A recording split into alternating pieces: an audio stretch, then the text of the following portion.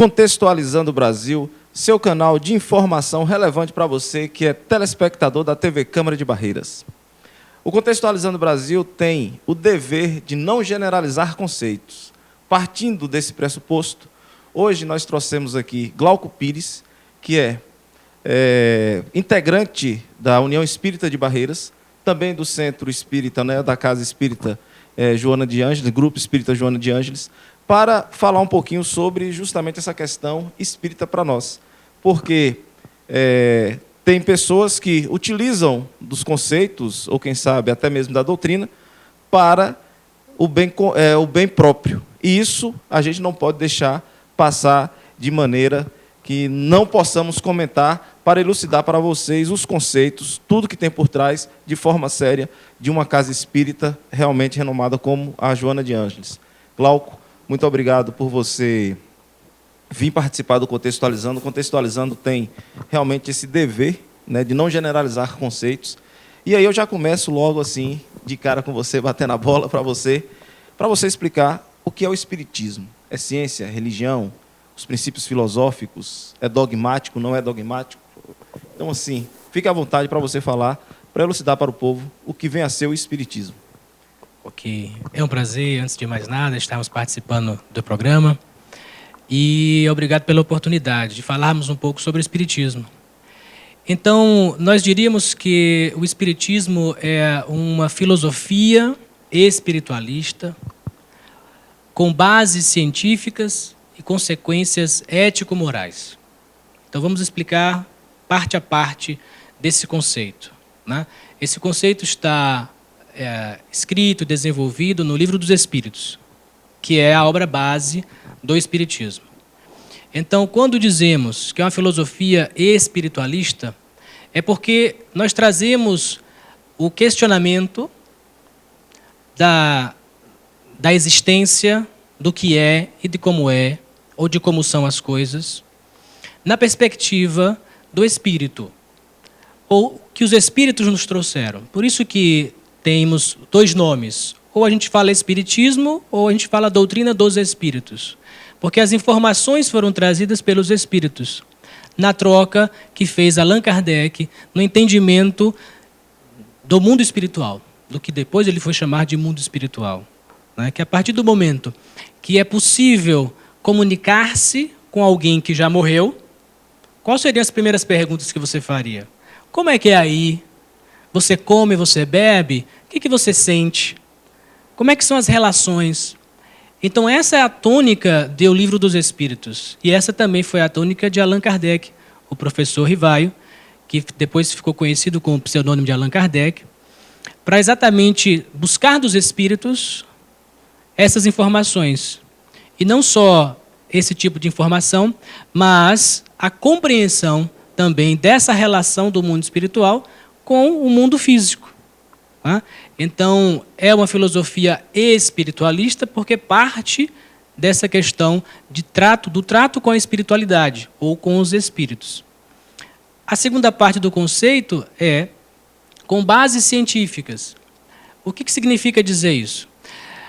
Não dá para dizer hoje que é uma ciência como a gente entende, porque dizer que é uma ciência, ela precisa entrar, ou precisaria entrar, na academia, para ter o aval da academia para ser uma ciência. Então, nós dizemos que ela tem bases científicas. Qual é a diferença de dizer assim?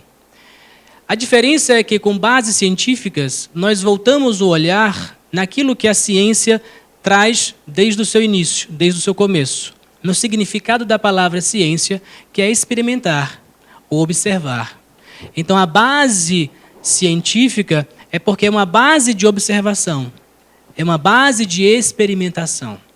Então, por exemplo, Allan Kardec fez alguns testes para descobrir se o indivíduo era médium ou não. Então, como é que ele estabelece esse teste? Num grupo fechado de 8 pessoas, um efeito físico acontecia Só te cortando aqui, diga-se de passagem que Allan Kardec era professor, né? Exatamente. Pedagogo, então ele já tinha uma base Perfeitamente. do conhecimento científico por trás dele. Exatamente. Já era professor, já era conhecido na Universidade Francesa, até hoje usam os livros dele, né, na área de geometria, na área de matemática. Então, ele já tinha esse olhar como um pesquisador. Então, ele não ia se deixar levar. Por isso que ele era o mais crítico de tudo aquilo que estava recebendo. Então, o que acontece? Coloca-se 8 pessoas numa sala, um efeito de físico acontece. Tira-se 4 pessoas, o efeito físico não acontece. Volta essas 4 que saíram, as outras 4 saem, o efeito acontece. Então, essa experiência vai marcando o conceito de médium que Allan Kardec vai lançar depois. Porque com estes 4, o efeito acontece. Com outros, não acontece nada. Então, esses 4 têm alguma coisa que esses outros não têm. Então, perceba a forma de tratar o efeito, o efeito mediúnico ou os efeitos que aconteciam naquela época, já tinha essa perspectiva de um pesquisador. Então, essa linha nesse conceito de filosofia espiritualista com bases científicas é a isso que se refere. Porque ninguém se deixou levar por qualquer espírito que aparecesse, por qualquer mensagem. Então, houve um olhar de pesquisador nisso, por isso com bases científicas. E a terceira parte é com consequências ético-morais. Então, a ideia é que saber que existe um Deus maior, Criador, saber que você é espírito, que você continua existindo depois da morte do corpo, que as relações também continuam depois da desencarnação, tudo isso começa a trazer um sentido diferente para continuar existindo, para continuar no corpo físico. E exatamente aí, na certeza da imortalidade da alma, é que você começa a estabelecer outros parâmetros, ou novos parâmetros para viver a sua existência aqui. É aí então que vamos encontrar consequências ético-morais.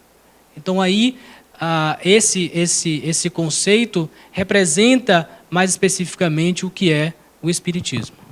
Objetivo do Espiritismo. Qual seria o objetivo do Espiritismo hoje? Hoje não, o objetivo do Espiritismo. Isso, o objetivo do Espiritismo, além de mostrar essa realidade do mundo espiritual para nós, além de estabelecer esses conhecimentos que são também de princípios religiosos de variada ordem, que é a ideia de Deus, a imortalidade da alma, a sobrevivência do espírito, né?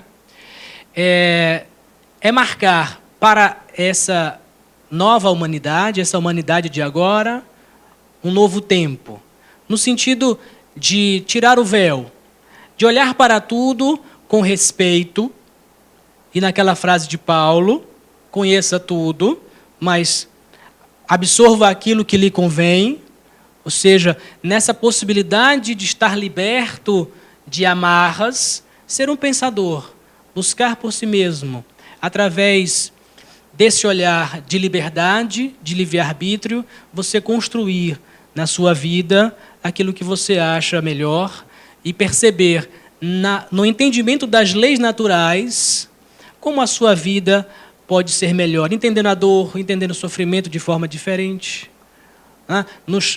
Tem 2 palavras que podem ser também assim estabelecidas como o objetivo do Espiritismo, que é consolar e esclarecer.